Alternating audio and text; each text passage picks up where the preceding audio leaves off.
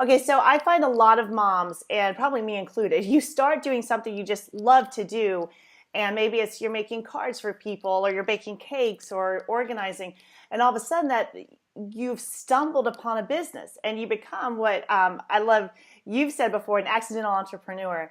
Right. And now that very thing that you enjoy doing, all of a sudden it becomes a headache and it's confusing. You don't know if you're really running a legitimate business. You're taking Right. time away from your kids.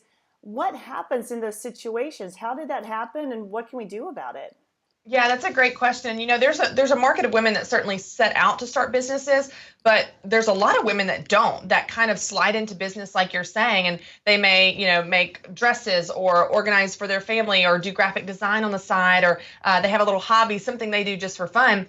But somewhere in the process of doing it and maybe doing it for family and friends, maybe charging every now and then, they have this aha moment, or their husband has an aha moment for them and says, "Hey, you could make money at this." And they're like, "Me? I don't know," because they didn't set out to start a business. They didn't have a background in business, and they didn't have the dreams and goals of starting a business. But then they're considering the possibility, what if I could make money doing this thing I love? And so they begin to dip their toe in the water and experiment and throw stuff against the wall to see what sticks, which is a very fun, exciting time as they're creating business cards and Facebook pages and making up prices and all this stuff. But what happens very quickly is they hit a wall. And at this, I call it the wall of overwhelm. And this is where overwhelm replaces your initial excitement. And instead of being excited about all the possibilities of what if I could pay for Disney, and what if I could quit my full-time job that I hate and be home with my kids more, and what if I could do this full time, instead of all that excitement, you have all these other questions like, well, what about taxes? What about business licenses? But I don't have a degree in business. How do you do your accounting and your record keeping? And what about the competition? Someone's already doing it, and they're doing it faster and better and cheaper, and they want to give up there. And what I found is what you need at that point, whether you're just getting started experimenting or if you've already hit the wall, what you need is what anyone needs. You just need help. You just need a plan to get over that wall. And the women that I researched took one of two paths. They either got help and got over that wall. Many of them said things like, well, I have a friend at church that helped me with the legal side of things, or my husband helped me with the accounting and the setup. They all got help somehow and got over that wall and reached their goals. But the other group of women that didn't get help, that was the determining factor. The women that didn't get help didn't reach their goals, and they gave up, and they just went back to saying, well, it's just a hobby. I'm not business minded anyway. I shouldn't have done it to begin with. And the only difference at the wall was not in the potential of the women or the potential of the business and the idea. It was whether or not they got the help when they needed it. And none of us are good at everything. You know that, Hannah. Like, you just need help. And so that's why I wrote my book, Business Boutique, is to give them the help they need to get started on the right track, start with the end in mind, and get over that wall, because they can do it. They can do this thing and they can win. They just need that help. Now, why do you think it is that so many women do not get help? Because I know personally what I went through years, Christy, where I was like, well, I can't afford it, or maybe it's just, for other people, or it's just, I don't know, legitimizing the business and your Right. passion and whatever. But I know there were obstacles to me actually realizing I don't know how to do everything, just like you Right. said, and Right. I need somebody else's expertise. Why do so many women hesitate and draw back and not take that step in getting help? It's a great question. And I think it's interesting because there's certain areas of our life that we understand we have to learn. Like, you need to learn to ride a bike. You need to learn to cook. You're not just a natural cook. No one comes out of the womb going, I know all the ingredients and how to mix herbs, right? Like, this is a skill you learn, just like riding a bike or anything else. But there are certain areas of our life that we assume you are either a natural or you're not. You're either a natural businesswoman or you're not. You're either a natural writer or you're not. And if you're not, sorry for you. You're never going to be a writer. You're never going to be Wow. successful in business. And I think when we believe that, then we don't get the help because we think, well, I'm not a natural. I'm not cut out for this. This isn't for me. And it's really untrue. My husband and I, we like to do bike races and running races. And we actually did a duathlon last weekend, which is where you bike a certain distance and then you get off your bike and you transition to your running shoes and you run. And he and I were talking on the way to the race, and he said, yeah, he said, I remember when I got my first road bike. And road bikes, just for you and your listeners to know, you have pedals that are actually clips and you have shoes that clip in. And so when you pedal, your Wow. feet are pulling up and pushing down. So you are attached, as in if you stop, you fall over because you can't just put your feet down. You have to unclip. Okay, it's kind of scary when you're Yeah, getting started because yeah, that's your feet are scary. stuck in these shoes and in the pedals. And so he was telling me a story. He said, "Yeah, I remember when I got my first road bike.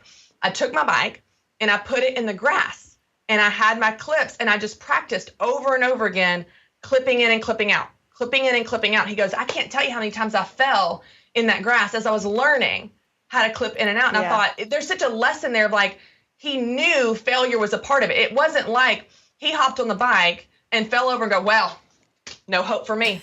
Never going to ride this bike." I did not get my, I fell over without unclipping my feet in time the very first time. I guess I'm not cut out for this. Yeah. No, you learn and you fall, and failure is a part of it. And the same is true in business. You will make mistakes. You will fall, you will learn through doing, but often we expect to be natural born businesswomen. We're expected to have all the answers. And if we don't, there's no hope for us. And that's simply not true. It's a skill you learn like anything else. Yeah. And like you said, you're not supposed to be good at everything. So cut yourself some slack. Right. And, exactly. and don't think you're supposed to know how to do the taxes and all the business stuff. And I tell you, for the longest time, like I shared, Christy, I felt like I was a failure because I didn't know how to do all these things. Right. And there must be like this magical anointing over these women who are able to process. Well, you have a team.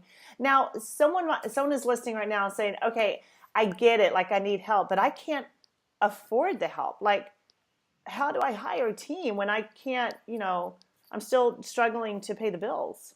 Sure, absolutely. Well, here's the first starting point that I would tell you, regardless of your personality style or your background or what your business is even, I would encourage you to think about and understand what your strengths are and what your strengths are not. So what are you really, really good at? And when you begin to really dive into that and understand those things, you can spend the majority of your time in those things. For all the things you're not good at, because we all have them, you make a list of your weaknesses, and those are the things you want to get help with. Now, you've got a lot of creative options. You can barter services for help. Maybe you do hair and you can do someone's hair and they're going to help do your web design. You can outsource and just pay someone. And even if you don't have the money, what you can do, like, for example, I tell people to have a CPA, a certified public accountant. And women all the time are like, "Oh, I don't have an extra $500. I'm like, you let your accountant do what they do. That's going to protect you legally with the taxes. And you don't want to be in trouble with the IRS. That's not fun. And you go find a way to make $500 more to cover that. So you're doing what you're good at and what you love, and they're doing what they're good at and they love. And so, and when you, even asking family and friends when you're getting started out, you'd be amazed at how much people will rally around you and support your dream. But you just have to be willing, as you said, to ask. But you need to know what you're asking for. You need to know what help you need. And I would be willing to bet that the majority of the women listening, they're probably not great at the business stuff, which is what we're talking about, the accounting, the business licenses. Let's just go ahead and be honest, Hannah. That's about 5% of your business. Wow, 95% is making the stuff, doing this, providing the services, creating the products, and serving your customers, which, by the way, is what your listeners are great at. So that should be good news. If you are really good at the business stuff, then it's like you're probably not good at the idea stuff. You're usually good at one or the other. Now, if your business is accounting and that's like your service that you provide, that's great because you know the accounting and you can get help with the dreaming and the vision casting and that kind of thing. But most of your listeners probably struggle with the business stuff, which represents a much smaller percentage of the day-to-day operations than you think. You need help with it, but it's not the majority. What you've got in your corner, what you've got in your skill set is the majority of the business stuff. That's awesome. That is such good news. It's like relieving because I think most people think, and I correct me if I'm wrong, Christy, but I think a lot of, especially women business owners, they undervalue what they do because they think, oh, well, it's so easy for me. Like, why would anyone pay me to bake cakes? Because it's just so easy. But another person's like, oh, I hate doing that. Like, I can't do it. And they have a tendency to undervalue what they do, and their prices often reflect that. Absolutely. And how do you? I guess it's just like a basic learning, a basic knowledge of understanding that what you have to offer is of real, legitimate value. Well, and one of the things that I tell people again and again is I want you to fake it until you feel it. So even if you don't feel super confident in your products and services or super confident in your value, just fake it. Because what women are doing, and I see this all the time, Hannah, is we are so stinking apologetic that we are teaching people we have something to be sorry for. So if I made pies and you came to me and you were like, Christy, I need a pie for this, cookout I'm going to. How much are your pies? And I was like, well, it's $25, but if that's too much, 20's fine. Or, whatever you can afford. Really, if you just want to bake me dinner sometime or take me to college, I don't know. Like, are you kidding me? Like, Hannah, I have taught you by my body language, by my tone, that my pie is not worth $25. Right. I don't even believe that it is. And if I don't believe that it is, and it's my stinking pie, you're not going to believe it is either. And we teach people how to treat us. And so when women are walking around all day acting so stinking sorry, we're teaching people we have something to be sorry for, and that's simply untrue. When you're using your God-given gifts, you have nothing to be sorry for. And so even if you don't feel that in your gut, in your heart at first, that's okay. Just fake it. Even if you are shaking in your stilettos, I want you to put your shoulders back, hold your head high, and go, my pie's $25, and I would love to make that for you. Can I go ahead and take your order today? There you go. Did you see that? Like, did you see that? No apologizing, no trying to work out a deal. Just say, here it is. You wouldn't go into Target and walk up there with a shirt and say, well, I know it says $24, but do you think you could do $12.50 or maybe like I have 15. Would you take? You wouldn't do that because they said this is a price, it's a legitimate price, this is the value. Well, we have no problem paying it as a consumer. I go in Starbucks and I pay $5 for a latte, and I have no problem in that transaction. And really, I talk about this in the book, Hannah, but you're familiar with this as well. Women are very emotional when it comes to money and sales, and we attach all these feelings around it that really don't belong. Because at the end of the day, a sale is an exchange of value, and that takes all the emotions out of it. And so what we're saying there at Starbucks is, I want that latte more than I want this $5. Mm-hmm. And they want that $5 from me more than they want the latte. And we exchange that value. Right. And I'm happy as a result of that transaction, and they're happy as a result of that transaction. I got caffeine, which Lord knows that's the last thing I need because I talk 100 miles an hour anyway. And they've got more money, which is the last thing they need because they're built their business. But you know what? It's an exchange of value that both people understand and agree on. And whether you're making handbags or hair bows or organizing services or graphic design services, your customers are willing to pay the price that you charge, and that exchange of value is a blessing to them and you. But you need to set a price that's fair for the customer, but also fair for you, that honors your hard work and what you're doing and the value you bring. And I love that idea, fake it till you feel it. And it's almost like I wouldn't think it's strange for a person who was learning this concept to actually look in a mirror, check their posture, and actually let's fake it. Like, let's practice being confident and being, assertive with our prices and excited about the sale and wanting to exchange that value. It sounds silly, but it's a muscle. And if you never use that muscle, then that muscle's weak. It's like going to the gym and you haven't lifted weights and you grab some 15 pounds weight, your arm's like it's hard. So you were at the gym when I was at the gym, right? Is that why you're bringing up this illustration? Thanks a lot. Absolutely. It's just funny because the muscles are weak, but the more you use them, the stronger they become. So I'll give you a practical example. Like 8 years ago, when I walked on my first stage as a professional paid public speaker in front of 1,000 people, I was absolutely scared out of my mind. I was in over my head and had zero idea what I was doing. But I didn't walk out there and take the microphone, Hannah, and go, oh, I'm so nervous. That would make everyone feel uncomfortable, myself and the audience. Yes. Instead, I walked in there and was like, hey guys, how are y'all doing? I'm so excited to be here. No, I wasn't excited. I was petrified to be there. So I faked it. I just faked it. And then after faking it and faking it and faking it for several reps, that muscle got stronger and stronger and stronger. And now when I walk on stage and I go, hey y'all, how are y'all doing? I'm so excited to be here. I mean it. I am excited to be there. And it's effortless for me. But that didn't happen overnight. It happened through a lot of reps and a lot of strengthening that muscle of confidence. And you said that was 8 years ago. Mm-hmm. I just want to call everyone's attention to the fact that if you're looking for an overnight success, or if you're wondering why you've been in a business for a year and you're still struggling, that was 8 years ago for Christy. And if you look at any success story, that they'll tell you, this didn't happen in a week, it didn't happen in a month, it didn't happen in a year.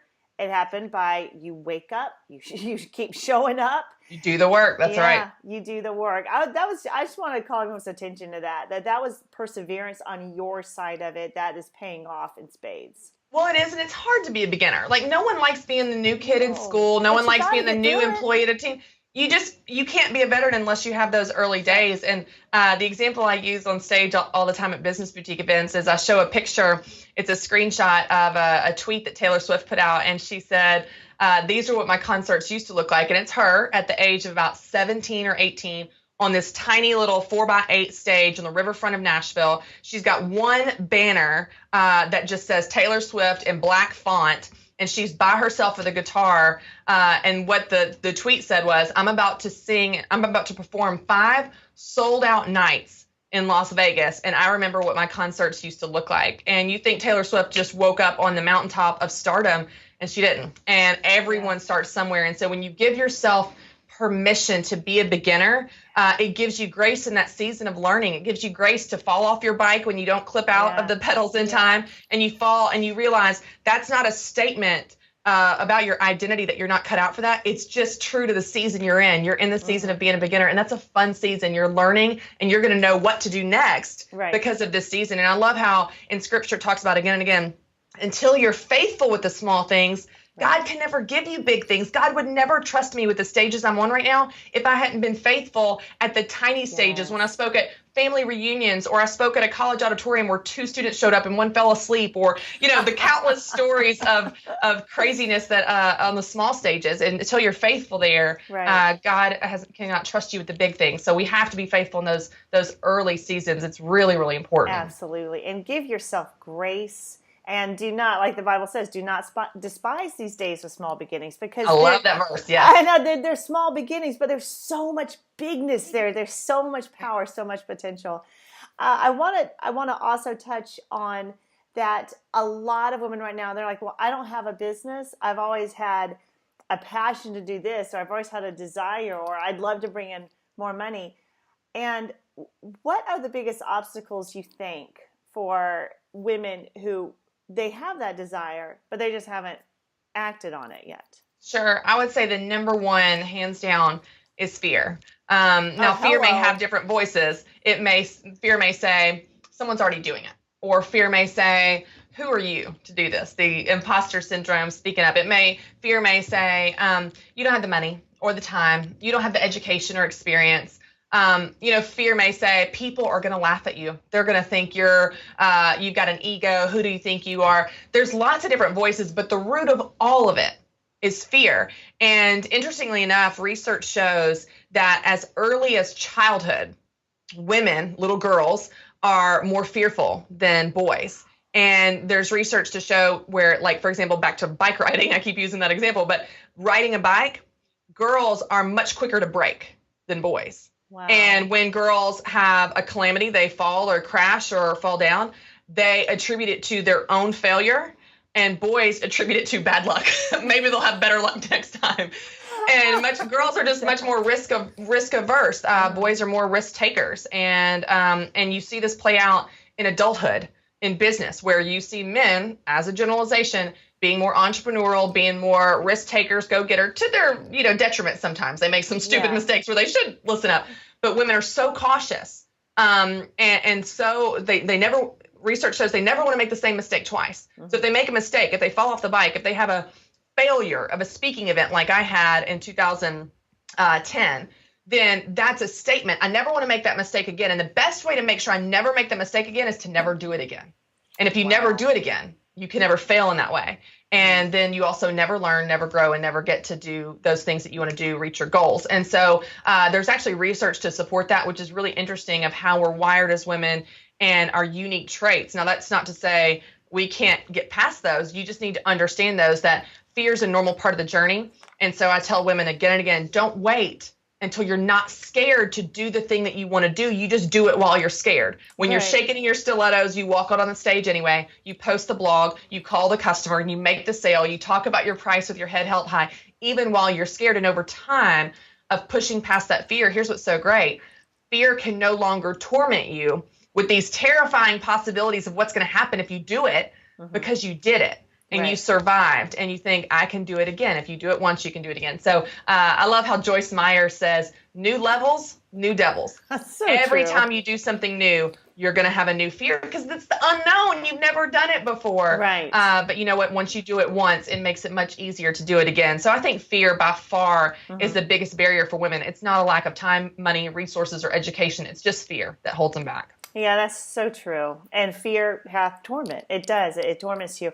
And I've noticed that a lot of people think, well, it's so hard right now, and I just want it to be easier, or I want to get to that spot where it's easier for me to do it. And it never gets easy. Right. You know, it never really gets easy. So I want to dispel that whole myth, like it's going to be a struggle to start out, but then it's just like you float along and everything takes care of itself. Do you have kids? Do you have kids, Hannah? I have 7. What? Okay, first of all, I can't say anything about anything ever. I have 2 kids, and I feel like I'm like superwoman. The fact that I can even keep myself afloat with That's these 2 why kids. God 7. brought us together, girl. Whoa. Anyway, okay, kids. Does it ever get easier? No, it just gets worth it, right? Like it's always hard in a different way, but it's always worth it. And business is the same. The truth is, you've got to have 2 things if you want to win in business. You've got to want it bad enough, and you got to be willing to work hard enough. If you don't want it bad enough and you're not willing to work hard enough, you're never going to get there. So if you don't want it, cool, fine. But it's never going to come easy. If you're waiting for it to be easy, it won't be. Just like parenting, it's not going to be easy, but gosh, it's so worth it when you do it. It's so good. And yes, it's hard, but we don't ask for it to be easy because we're powerful. We're anointed for this. And especially if you know God has guided you into that. I also want to touch on this because a lot of people will say, well, I don't have a peace about it, and sometimes, well, I'll pray about it. And the truth is they're waiting to feel good about it. When peace is not a feeling, peace is a place where you have that confidence. Right. That even if it's like only confidence right in your gut, the rest of you is scared, out of your mind. But there's a confidence that you're moving in the right direction. And if you sometimes wait for that peace, which we mistake for feeling, we'll never get to it. Well, and too, I think the other thing I've seen too, and this is a lot of type A women I work with, takes one to know one. But a lot of times I see we want a peace or we want the perfect path. Like I need to know exactly how this is going to play out. And I don't know about you, Hannah, but when God calls me, he doesn't tell me how. Right. He just says that we're going to do this. Christy, we're going here. And I'm like, how? That's impossible. He's like, exactly. I'm the God of impossible. I'll fill in the blanks, but you don't need to know how. And so many women, because they don't have the perfect path of being able to see exactly how it's going to play out, they don't act. Right. And oftentimes it's a step of faith. If you look at scripture again and again and again and again, God is calling people to steps of faith. He doesn't show them the answer of how this is going to play out. And often it doesn't play out like they think, but he knows where he's going. And he's the only one that needs to know where we're going. And the truth is we're waiting for this peace. And so we sit and we pray. And I love praying. Let's pray. But God is attracted to activity. Get moving. Be praying and moving. And if you're moving in the wrong direction, he'll course correct you. Be like, it's a little bit over here. It's a little bit over here. And he'll make it clear if you stay tuned into his radio station of what he's saying and what he wants you to do. But sitting and meditating all day, waiting for, a light bulb to appear over your head. I don't know of anyone that wins that way. You win by getting out there and falling down going, you know what? That didn't work. I'm going to do it a little different next time. Right. And that's how you learn, again, in parenting or in life or in business, you learn the most by doing. But you've got to get out there and get moving in order to learn. You're not going to learn by sitting on your couch. No, you won't. And God says he will prosper everything you put your hand to do, but you got to get your hand and you got to put it to it, Right. You've actually got to do the work because faith without works is dead. If there is a true faith, then there is a movement in that direction. And just to relieve everyone who's listening or watching, you don't have to have the perfect plan.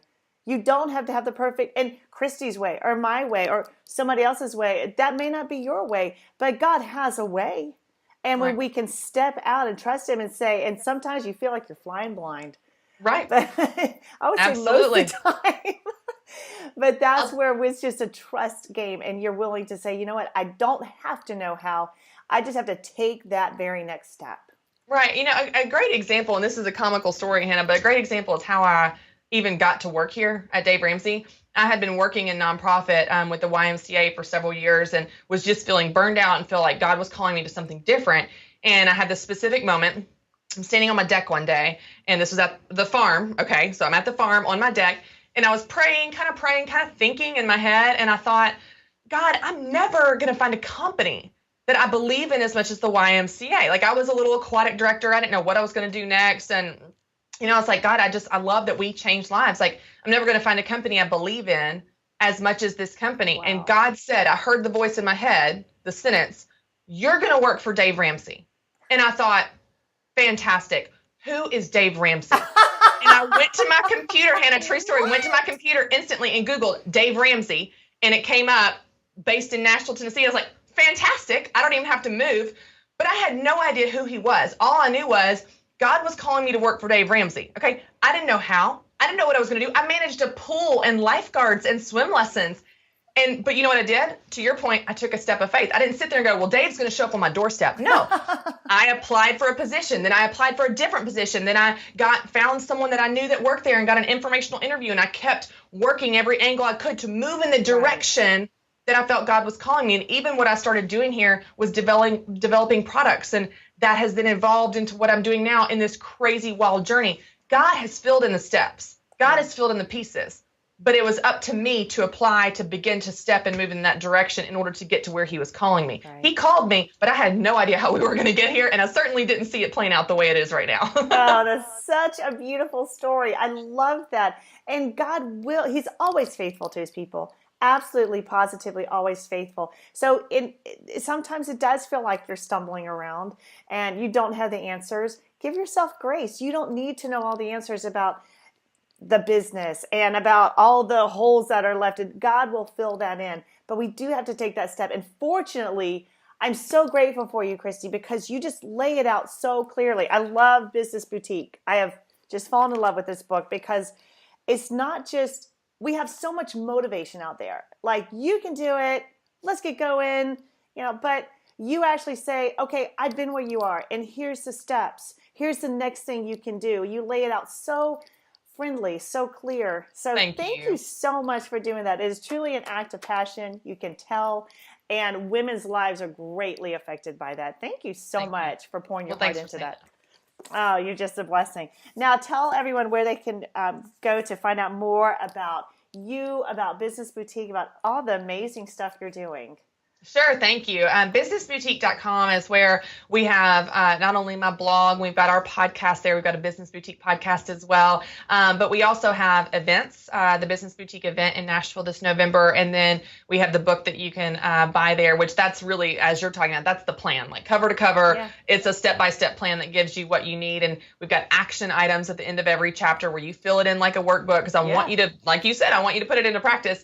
But we've got all the information there. And then we also have something called the Business Boutique Academy. And that's really where I help women through customized coaching and personalized assessments. It's kind of this deep dive on a regular monthly basis. And so the bottom line is, whatever way is helpful to you, that's what I want to do. So there's a lot of options there for you to get the help you need to get over the wall to reach your goals. So whatever works best for you, we've got options. Awesome. Thank you so much, Christy. It's been a joy talking with you.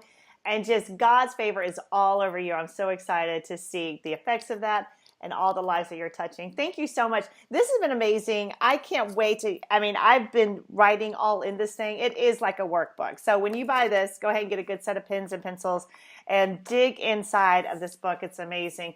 And when you apply yourself, when you are, just like Christy said, when you fake it till you feel it, when you take that next step, when you don't wait for things to be perfect, it's true. You're going to be developing that Business Boutique lifestyle, and you're going to be blessed like crazy.